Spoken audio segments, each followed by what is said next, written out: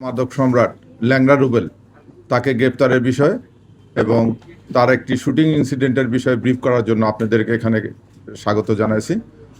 আপনি আমার সঙ্গে আছেন আমার জয়েন্ট কমিশনার এবং ডিসি মিরপুর এবং এডিসি মিরপুর।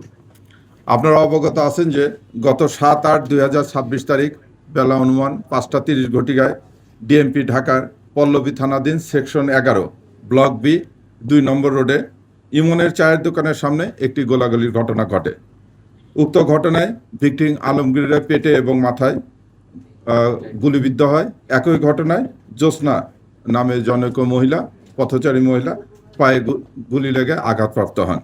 এ বিষয়ে ভিকটিমের স্ত্রী রিনা আক্তার পল্লবী থানায় বাদী হয়ে একটি মামলা দায়ের করেন। এই মামলা শুটিং ইনসিডেন্টের পর হইতে ডিবির মিরপুরের একটি চৌকস টিম মামলা ঘটনা সংক্রান্তে ছায়া তদন্ত শুরু করে।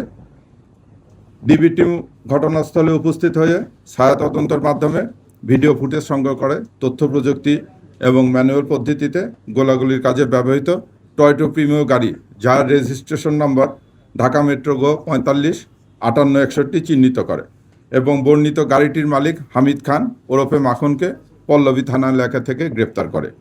ব্যাপক জিজ্ঞাসাবাদে হামিদ জানা যে গাড়িটি তার নামে রেজিস্ট্রেশন করা হইলেও গাড়ির প্রকৃত মালিক কুখ্যাত মাদক ব্যবসায়ী রুবেল ওরফে ল্যাংড়া রুবেল।